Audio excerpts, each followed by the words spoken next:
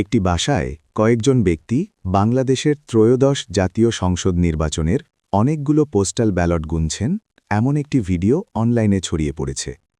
Postal ব্যালটের খামে ঠিকানা লেখা রয়েছে বাহরাইনের। আজ মঙ্গলবার নির্বাচন কমিশনের ইসির কাছে বিষয়টি নিয়ে আইনি ব্যবস্থা দাবি করেছে বিএনপি। দলটির পক্ষ থেকে বলা হয়েছে, একটি বিশেষ রাজনৈতিক দলের নেতারা কাজটি করছিলেন। ছড়িয়ে পড়া ভিডিও 7 মিনিট 32 সেকেন্ডের। সেখানে কয়েকজন ব্যক্তিকে পোস্টাল ব্যালট গুনতে দেখা যায়। ভিডিওতে শোনা যায়, একজন ব্যক্তি ভিডিওকারীকে বাধা দিয়ে বলছেন, এই দাঁড়ান, আপনি ভিডিও করছেন কিসের জন্য? এখানে ওনারা মেইন ভিডিও করছে, কেন আপনারা আরও ভিডিও করছেন? আপনারা এখান থেকে যেগুলো আছে সব লইয়া যানগা, আমরার দরকার নাই, কিন্তু ভিডিও কইরেন না, ফেসবুকে ছাড়িয়েন না। অপরদিক থেকে একজন বলছেন, ডিস্টার্ব কইরো না, কেউ ফেসবুকে ছাড়বে না।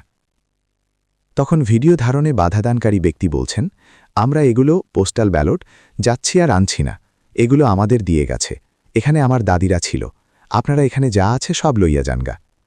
এক পর্যায়ে এক ব্যক্তিকে বলতে শোনা যায়, একাধিকজন ভিডিও করলে তা ফেসবুকে ছড়িয়ে যাবে, তখন ভাবমূর্তির ক্ষতি হবে। বাহরাইনে প্রবাসীদের দেওয়া পোস্টাল ব্যালটে ভোট বন্ধ হয়ে যেতে পারে। যাচাই বা ফ্যাক্ট চেক করে দেখা যায়, পোস্টাল ব্যালটের ভিডিওটি কৃত্রিম বুদ্ধিমত্তা বা এআই দিয়ে তৈরি নয়। এমন আরও একটি ভিডিও ছড়িয়ে পড়েছে, যেটি 27 সেকেন্ডের। সেখানেও অনেকগুলো পোস্টাল ব্যালট গুনতে দেখা যায়। জুনায়েন বিন সাদ নামের এক ব্যক্তি ভিডিওটি ফেসবুকে দিয়ে লিখেছেন, এটা ওমানে জামায়াতের এক ব্যক্তির বাসার ভিডিও।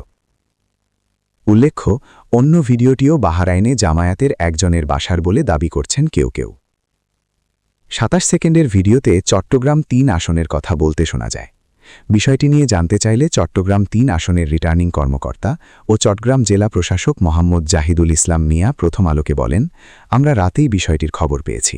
এটি দেশের বাইরে, তবে কোন দেশের সেটি নিশ্চিত বলা যাচ্ছে না, আমরা খোঁজ খবর নিচ্ছি। ব্যবস্থার দাবি বিএনপির।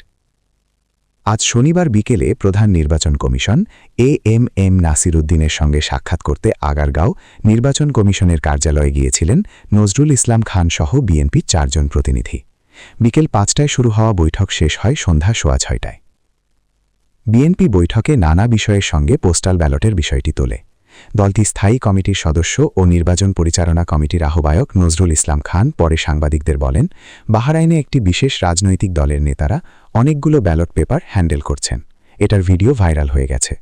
নির্বাচন কমিশন বলেছে এটা তাদের নজরে এসেছে এবং তারা বাহরাইনে রাষ্ট্রদূতের সঙ্গে যোগাযোগ করেছেন। নজরুল ইসলাম খান বলেন, নির্বাচন কমিশন তাদের আশ্বস্ত করেছে যে এ ব্যাপারে আরও তদন্ত করে তারা প্রতিবেদন দেবে এবং সেই অনুযায়ী তারা ব্যবস্থা গ্রহণ করবে। নির্বাচন কমিশনের পক্ষ থেকে বলা হয়েছিল, যদি কেউ এই ভোটে কোনো রকমের কারচুপির চেষ্টা করে তাহলে তাদের জাতীয় পরিচয়পত্র, এনআইডি ও ভোটার তালিকায় ব্লক করা হবে। আমরা মনে করি যারাই এই নির্বাচনকে বিঘ্নিত করার জন্য কারচুপি করার চেষ্টা করছে তাদের বিরুদ্ধে যেন আইন অনুযায়ী কার্যকর ব্যবস্থা নেওয়া হয়, বলেন নজরুল ইসলাম খান।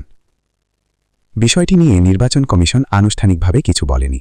জামায়াতে ইসলামীর বক্তব্য তাৎক্ষণিকভাবে পাওয়া যায়নি। নিজ নির্বাচনী এলাকার বাইরে কর্মরত সরকারি কর্মকর্তা, নির্বাচনী দায়িত্বে থাকা ব্যক্তি এবং কারাবন্দীদের পাশাপাশি এবারই প্রথম প্রবাসে থাকা বাংলাদেশি ভোটাররা পোস্টাল ব্যালটে ভোট দেওয়ার সুযোগ পাচ্ছেন। আগে আইন থাকলেও সুযোগ ছিল সীমিত। এবার আইটি সাপোর্টেড পোস্টাল ব্যালটে ভোট দেওয়ার ব্যবস্থা করেছে নির্বাচন কমিশন। এজন্য নির্বাচনী আইনেও পরিবর্তন আনা হয়েছে। 5 জানুয়ারি পোস্টাল ভোট বিডি অ্যাপে নিবন্ধন শেষ হয়। ইসি সূত্রে জানা গেছে, 300 সংসদীয় আসনে আগামী নির্বাচনের জন্য মোট 15,27,155 জন ভোটারের পোস্টাল ভোট নিবন্ধন অনুমোদন দেওয়া হয়েছে। এর মধ্যে প্রবাসী 7,60,000-এর কিছু বেশি। বাকিরা দেশ থেকে নিবন্ধন করেছেন। তাদের মধ্যে 6.25 লাখ সরকারি চাকরিজীবী, প্রায় 1,60,000 নির্বাচনী কর্মকর্তা, 10,000 আনসার ভিডিপি সদস্য এবং 6,000-এর কিছু বেশি কারাবন্দী।